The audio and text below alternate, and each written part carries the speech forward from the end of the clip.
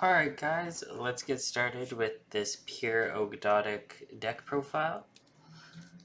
First off, we've got triple copies of Zoha, the Ogdoadic Boundless. If this card is sent from the field to the graveyard or special summoned from the graveyard, you can activate this effect. Your opponent draws one card, and if they do, you add one Ogdoadic monster from your deck to your hand, except Zoha. Then, each player sends one card from their hand to the graveyard. And if this card is in your graveyard, you can send one card from your hand to the graveyard and add this card to your hand. And you can only use each effect of Zoha once per turn. Next up, we have triple copies of Flogus, the Ogdoadic Boundless.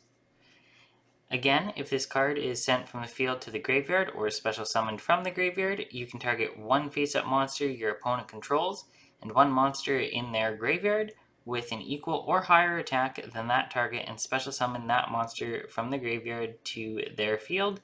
And if you do, send that other monster that they control to the graveyard. If this card is in your graveyard, you can send one card from your hand to the graveyard and add this card to your hand. You can only use each of the following effects of Flogus once per turn. Next up, we've got triple copies of Nunu, the Ogdoadic Remnant. You can send this card from your hand to the graveyard and send one dark reptile monster from your deck to the graveyard. If you control no monsters or you control an Ogdoadic monster, you can special summon this card from your graveyard, but banish it when it leaves the field. And also, you cannot special summon monsters except reptile monsters while this card is face up in the monster zone. You can only use each effect of Nunu once per turn. Next up, we have the one copy of Ogdoadic, the Ogdoadic Overlord. If this card is in your graveyard, you contribute 3 monsters and special summon this card. Once, while this card is face up on the field, quick effect, you can send all monsters from the field to the graveyard except face up monsters special summoned from the graveyard. And you can only use this effect or each effect of Ogdoadic, the Ogdoadic Overlord, once per turn. Next up, we have triple copies of Alarit, the Ogdoadic Dark.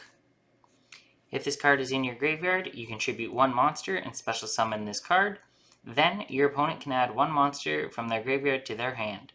If this card is special summoned, you can target two of your banished monsters, including a reptile monster, and return them to the graveyard. You can only use each effect of Alarit once per turn.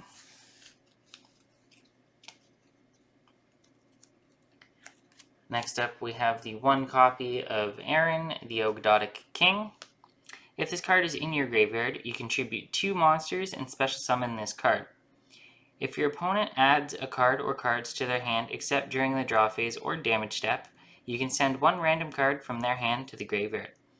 If a monster or monsters your opponent controls is sent to the graveyard except during damage step, you can add 1 light or dark reptile monster from your deck or graveyard to your hand except Aaron, the Ogdoadic King. You can only use each effect of Aaron, the Ogdoadic King, once per turn. Next up, we have 3 copies of Nuya, the Ogdoadic Remnant. You can send this card from your hand to the graveyard and send 1 light reptile monster from your deck to the graveyard. If this card is normal or special summoned, you can add 1 Ogdoadic spell or trap from your deck to your hand.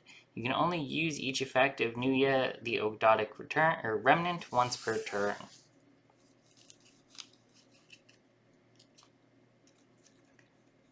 Lastly, for the monsters, we have Triple Curse, the Ogdoadic Light. If this card is in your graveyard, you contribute 1 monster and special summon this card.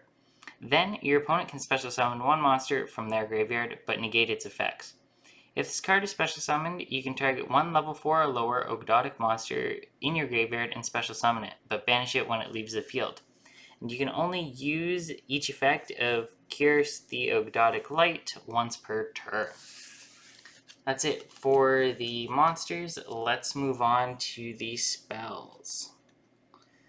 So to start off our spells, we have triple copies of Snake Rain. This card lets you discard one card and send 4 reptile monsters from your deck to the graveyard.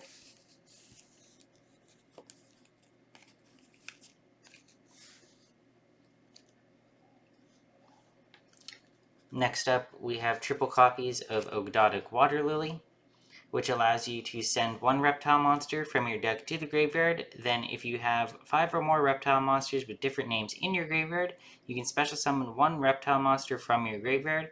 And you can only activate 1 Ogdoadic Water Lily per turn. This card would be absolutely broken if you could special summon all of the reptile monsters with different names, but hey. Lastly, for these spells, we have triple copies of Ogdoadic Origin. If a face-up reptile monster or monsters you control is destroyed by battle or an opponent's card effect, you can target 1 card your opponent controls and send it to the graveyard. If this card is in the field zone is destroyed by your opponent's card effect, you can send cards from the top of your opponent's deck to the graveyard equal to the number of reptile monsters with different names in your graveyard. You can only use each effect of Ogdoadic Origin once per turn. That's it for these spells. Let's move on to our traps, starting with triple copies of Ogdoadic Hollow. During the main phase, you contribute 1 reptile effect monster, then target 1 monster in your opponent's graveyard and special summon it to your field, but send it to the graveyard during the end phase. You can only use this effect of Ogdoadic Hollow once per turn, and if this face-up card is sent from the spell and trap zone to the graveyard, send all face-up non-reptile monsters you control to the graveyard. Next up, we have triple copies of Ogdoadic Calling. This lets you special summon 2 Ogdoadic tokens, Reptile, Dark, level 2, 0 attack and defense, or if you have 8 or more Ogdoadic monsters with different names in your graveyard, you can apply this effect instead. Special summon 2 reptile monsters with different names from your graveyard. You can only activate 1 Ogdoadic Calling per turn. Again, this card would be pretty broken if it just allowed you to special summon any Ogdoadic as a normal effect and not having just the tokens. Next up, though, for our traps, we have triple copies of Offering to the Snake Deity, which lets you target 1 face-up reptile monster you control and 2 cards your opponent controls and destroy all 3 targets. Lastly, for our main deck, we have 2 copies of Damage Equals Reptile. This lets you, once per turn, when you take battle damage from battle involving a reptile monster, you can special summon 1 reptile monster from your deck with attack less or equal to the damage that you took. And that's it for this 40 card main deck. Let's move on to our very small extra deck, which is just 3 copies of King of the Feral Imps, I should say, which just requires 2 level 4 monsters, and once per turn, you can detach 1 material from this card and add 1 reptile monster from your deck to your hand. And that's it for this pure Ogdoadic deck profile. There are a lot of different things that I would change about the archetype in general, just in terms of some of the effects. That would probably make this deck a little bit better. Plus, we are playing quite a few bricks in the deck with all of the different boss monsters. But hey, this is a pretty neat, fun, casual deck.